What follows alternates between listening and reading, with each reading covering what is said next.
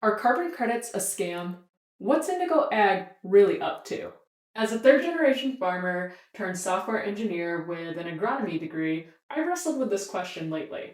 Carbon credits were pitched as this next big great thing and a very easy payday, easy money type of scheme. It all sounded like green gold, but what happened to all that hype?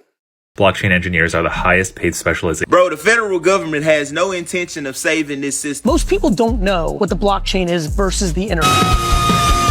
How long does it take to become a blockchain developer? I'm going to break down the top 5. Today we're doing a deep dive on Indigo Ag's carbon credit dream. Remember when we couldn't get away from the words blockchain and carbon credits? It was circa 2019-2020 and we were cringe dancing on TikTok. Baby Yoda was everywhere and we were all so hyped about the next big tech disruptor. Also, we couldn't escape the word disruptor or disruption. Carbon credits were the promise to disrupt agriculture. Indigo Ag's simple pitch was this: adopt regenerative ag practices, store carbon, sell credits. The producers were farmers and the buyers were these corporations. Really easy money, right? Wrong. Here's the big catch that nobody really talked about at that time. It all hinged on one really big assumption: that soil carbon is stable, predictable, and very easy to measure. As an agronomist and data engineer, I can tell you that soil carbon isn't a static data set. It constantly changes.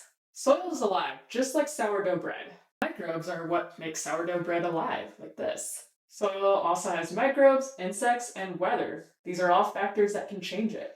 Carbon credits often relied on models and guesses, and not accurate soil samples. So that whole green gold foundation, it was shaky at best. Let's trace Indigo Ag's wild ride. They started as Symbiota in 2013 and they did microbials. That's a whole other, snake oil salesman stuff that we can get into.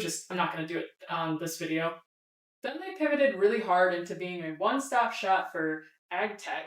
Honestly, at that time, it felt less like a startup and more like a used auto sales place with a nail salon and a hot dog stand, but it was all one business. And these guys were selling everything from biological, data, tools, and they were even giving out agronomic advice too. But it was the launch of Carbon by Indigo in 2019 that really took these guys to the moon. It pushed them to a $3.5 billion valuation in 2018, stated in this article, and they were riding that regenerative ag wave. Everything looked golden. Remember that used car lot analogy that I just said? Well, we can also add selling stocks on that list because they decided to get into grain marketing as well. This exposed them to a lot of risk that I don't think they quite realized they took on. Farmers allegedly reported altered contracts and unfavorable terms during volatile markets, so cases like this Fearless Grain Marketing versus Indigo Ag and a federal appellate case in 2024 highlight their legal exposures. They gambled and it kind of cost them. So lawsuits aside, were they making money after raising all this money? It's 2023 and it looks like Indigo Ag makes another mass layoff. Also in 2023, their valuation plummets to $200 million, and that's a 94% drop in 3 years. You just can't run multiple businesses and live off carbon credit hype forever. Despite layoffs and restructuring, Indigo Ag is still standing as of today in 2025. I found this off their own website, and it looks like they've even raised $1.5 million from Google. But the core challenges are still there: inconsistent measurement, shaky performances, and just shrinking global demand and a bunch of scandals around carbon credits all over the globe. So until science and the market gets really honest about what's going on with carbon credits, this is from what was promised, which was green gold.